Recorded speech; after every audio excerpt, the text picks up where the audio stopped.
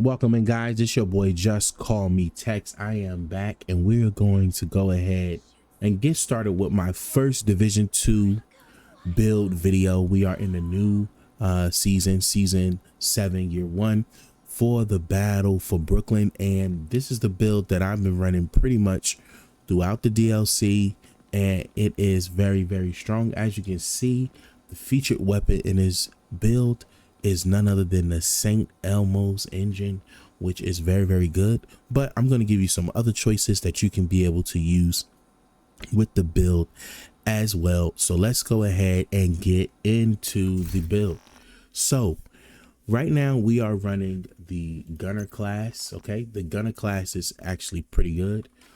So typically whenever I'm running any type of DPS build, I typically run a gunner class build because, like I said, it's just my favorite to use. Sometimes I'll use the technician when I'm running a skill build, but for most of the part, I am using the gunner class.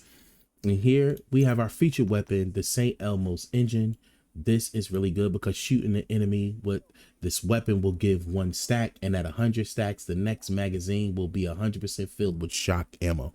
So this is going to give you and buy you some time whenever you're shooting this weapon. We're going to see why it goes very well with the build that's going on here. Also too, we got the critical hit damage that's on the engine, plus 30 magazine rounds. Now this magazine rounds for the St. Elmo's engine is one of the main reasons why I use it, is because it has a very large magazine. You definitely want to auto rifle with a large magazine. Another substitute you can be able to use also too is the chameleon. The chameleon gives you that 50 round mag, but also with the chameleon does add a different variation to this, where if you hit 30 headshots, you get that 20% critical chance and 20% critical damage for 45 seconds. If you hit 65 body shots, you get plus 90 weapon damage. So this is gonna actually melt as well too with the chameleon, and hitting those leg shots is gonna give you those reload speeds and stuff like that. Chameleon has the built-in additional 20 rounds. As you can see, normally the ARs are normally like 30 round mags, you know, but with this you can be able to have higher mag capacity. Comes with that stability and that critical hit chance, and it's recently received a buff, so the chameleon is also a good backup here.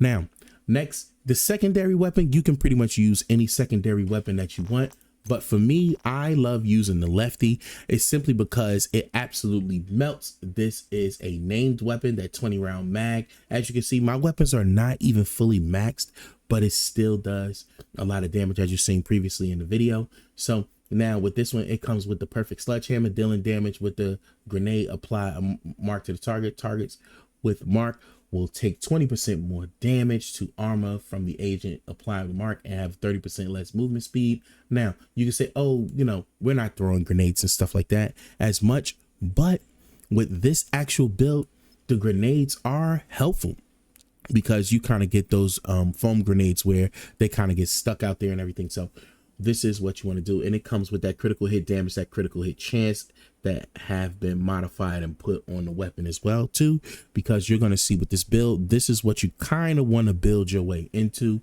Now let's go ahead and get into the build. So we have one piece, Walker and Harris. Okay, what is the mask? Gives us 5% weapon damage. So we have weapon damage, crit chance, and crit damage here.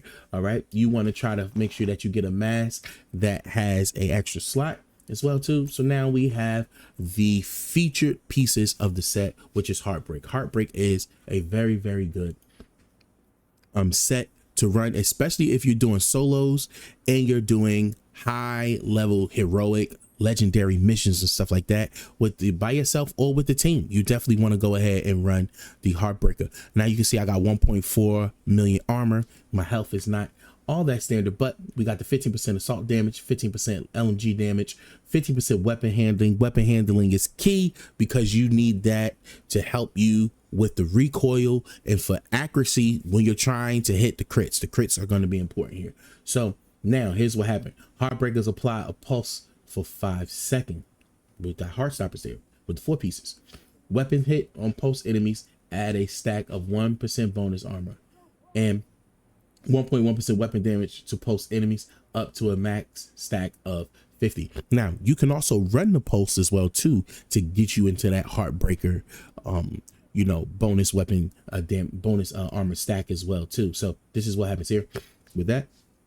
And now with our chest piece, what's going to happen is it's going to increase the heart stoppers max from 50 to 100. So running the chest piece is important. As you can see, we got weapon damage and we have critical hit damage, critical hit chance on this as well too. Now we are running the holster here, the heart breaker holster, and what you'll see on the holster is now we're running armor and critical hit chance there as well too. Nothing special on the legs, and we're running the knee pads on the knee pads as well. We got armor and critical hit damage as well there too.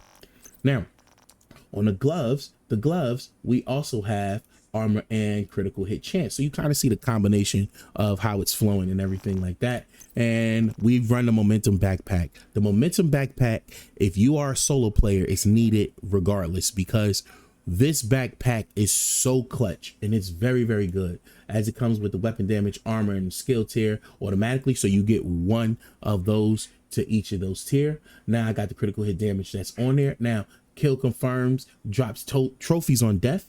All right. And this is what happens when you get those trophies, last for 10 seconds. Red is +5 weapon damage, blue +10 bonus armor and skill efficiency. So Memento is going to be very, very, very good. I use this in pretty much all of my solo builds that I run in the division because it is very, very good. So this is going to be the featured build here that you definitely want to be able to use. Once again, this build is absolutely fire. You definitely want to go ahead and farm this. If you do not have a Heartbreaker build, where can you get Heartbreaker? Well, if you go on the map, what you'll see is that inside the game, there are, you know, special places where you can go that have loot drops and everything like that.